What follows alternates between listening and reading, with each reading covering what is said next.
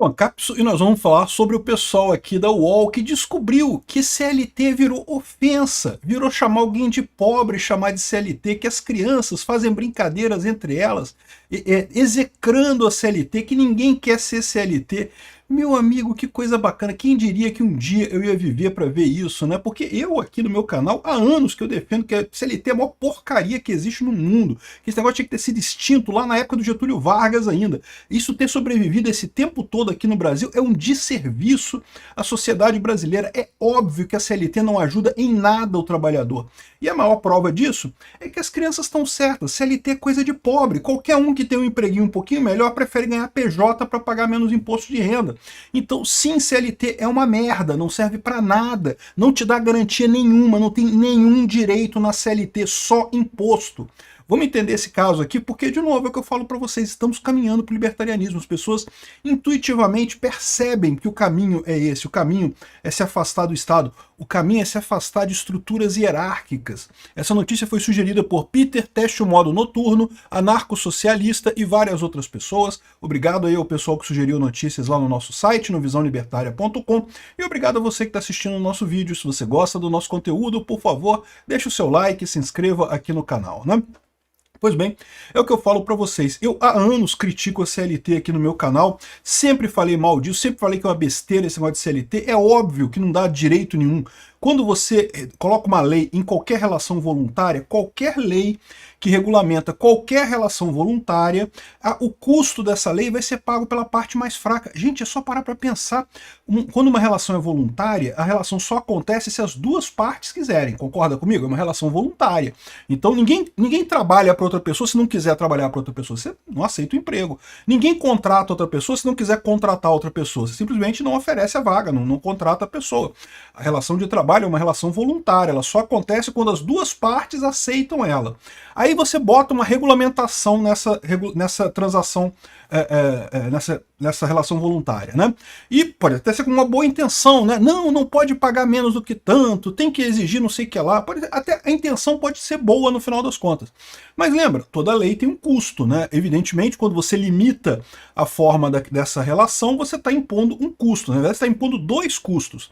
Você está impondo um custo, primeiro, da lei ser obedecida, porque isso vai exigir que a empresa arque com determinadas limitações e coisa e tal. E segundo, você está incluindo o custo da insegurança jurídica, porque uma vez que há uma lei agora, alguém pode questionar esse cumprimento dessa lei na justiça trabalhista, e isso pode implicar em mais custo para a empresa. Então você coloca dois custos quando você cria qualquer regra trabalhista. Cada uma das regrinhas trabalhistas que tem lá na CLT cria esses dois custos.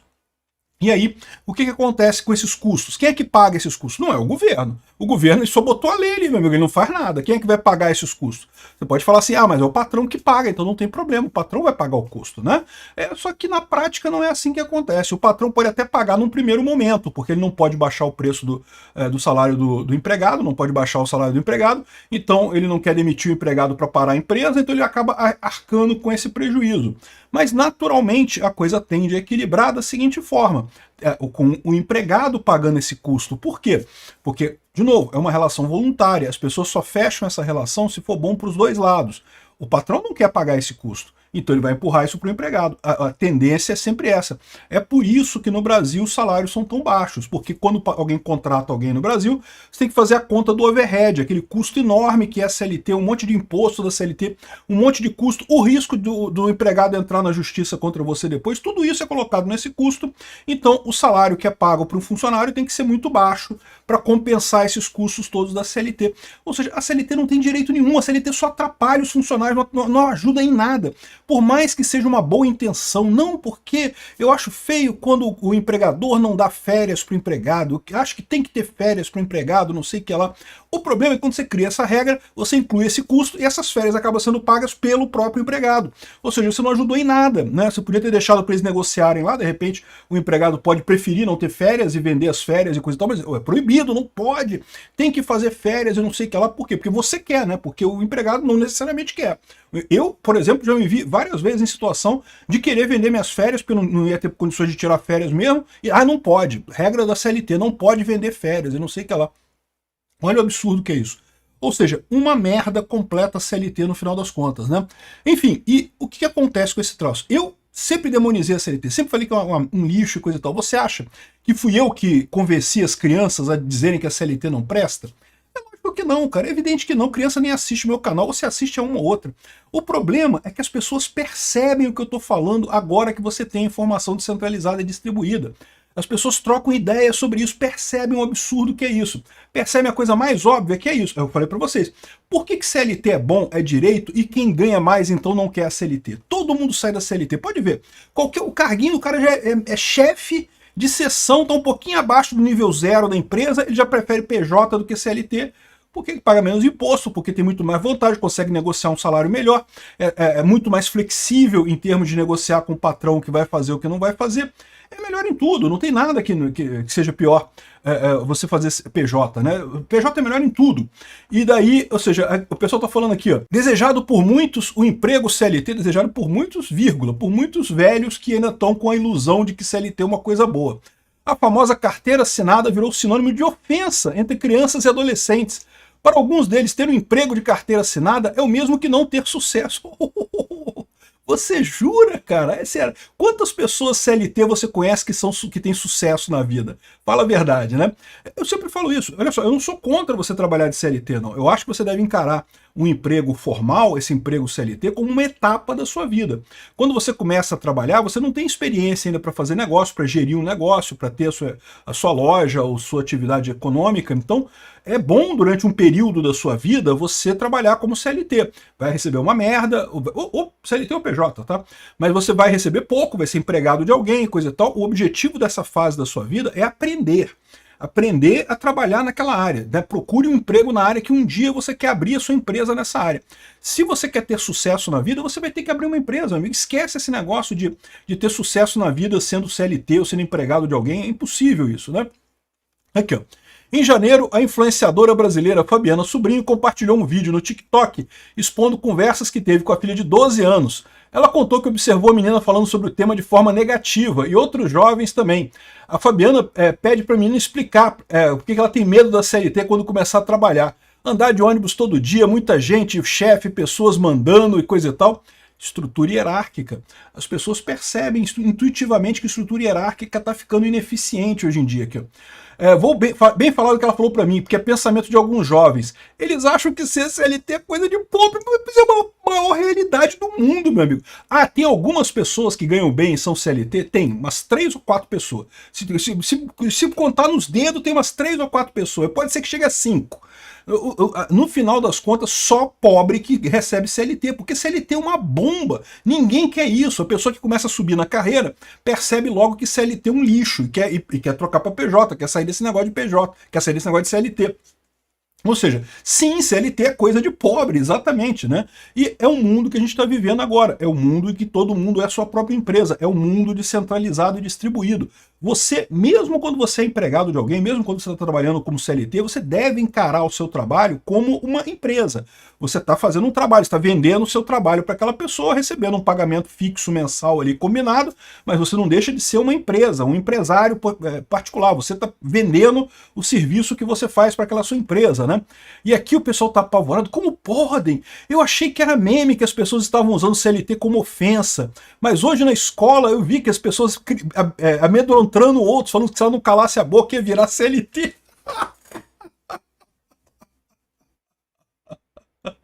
Que maneiro, cara, que legal. É o que eu falo pra você, meu amigo. O futuro é esse. O pessoal não tá parado no tempo, tá achando que as pessoas esperam que o governo proteja elas. Esse tempo passou, as pessoas já perceberam que o governo é uma entidade mafiosa que só faz mal à sociedade. Não tem nada de bom, nada, zero coisas boas no governo, né? Aí, essa é a notícia, né? O pessoal falando aqui, para ser pobre, estude, faça uma boa faculdade, encontre algum emprego. Agora, para ser rico, faça totalmente ao contrário, dizia uma das crianças, né?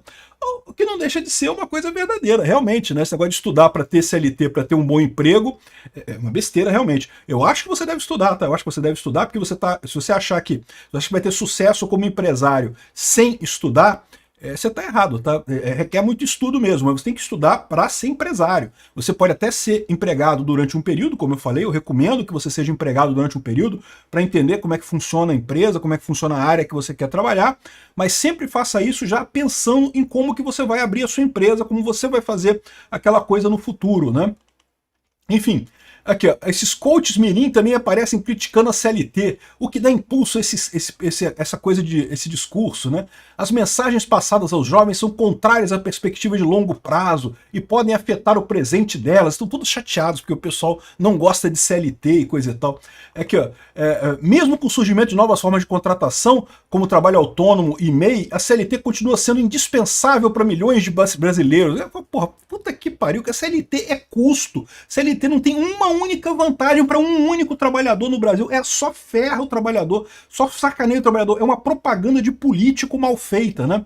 Enfim, e o pessoal que está aqui é preocupadíssimo com isso, né? Aqui, olha só essa outra reportagem aqui do Matheus Leitão, aqui a coluna do Matheus Leitão, perguntando aqui, por que os jovens se afastam do PT e se aproximam da extrema-direita? Porque você sabe, não existe direita, né? É extrema-direita, extrema, o pessoal nazista, fascista, motorista, taxista, não sei o que lá. Tá aqui, ó. O presidente interino do PT, o Humberto Costa, admite que a população jovem, segmento historicamente ligado ao PT, tem sido atraído pelo discurso da extrema-direita. Não é o discurso da direita, não, é da extrema-direita, né? Aqui, ó, o discurso da extrema-direita, inadequadamente, procura se colocar como discurso de rebeldia. Não, peraí, porque inadequadamente tem regra para você ser rebelde, né? Não, para você ser rebelde, você tem que fazer desse jeito certinho aqui, ó. Tem que preencher o formulário em 3 vias, sou rebelde, né? Assinar, carimbar, ir no cartório. Ah, porra, que maneira inadequadamente? É rebeldia mesmo, porra, a esquerda tá há 20 anos no poder. E quer dizer que eles são os rebeldes, eles que são contra o sistema, meu amigo? Vocês são o sistema, cara. Não tem como enganar isso aí. Não adianta vocês tentarem pegar esse negócio. Não, porque esse pessoal são falsos rebeldes contra o sistema. Não, eles são a rebeldia contra o sistema. Você, Humberto Costa, você, Matheus Leitão, você, Miriam Leitão, vocês são o sistema hoje em dia. Se não perceberam ainda, cai na real, né? Óbvio que é, né? E isso não é só aqui no Brasil, exatamente, a esquerda no mundo inteiro está tendo esse problema. O Trump se elegeu com um discurso de enfrentamento ao sistema, do estímulo à rebeldia na sociedade, e não tem nenhum setor mais rebelde do que a juventude. Exatamente, esse é um ponto muito bom, mas tem um outro fator nessa história, porque ele fala aqui que nós estamos querendo ajudar o jovem, porque tem o pé de meia, o estímulo ao ensino integral e coisa e tal. Caraca, bicho. Nenhum jovem vai se atrair por isso. Por quê? Porque o jovem já percebeu que a ajuda do governo é morte. Governo não ajuda ninguém. Governo é uma instituição criminosa que rouba dinheiro da sociedade para enriquecer os próprios governantes. E que qualquer trocado que ela dá é sempre em troca de algo muito pior no final das contas. Esse é o problema desse pessoal. Eles não estão entendendo que essa ineficiência do Estado está transparecendo para todo mundo. As pessoas estão percebendo instintivamente. Porque é normal, você começa a perceber na sua vida, você olha para os exemplos que você tem, e quem está bem de vida é quem ignora o Estado. Quem está fudido de vida é o cara CLT que está trabalhando igual um condenado, pagando imposto de renda e um monte de merda lá para o Estado.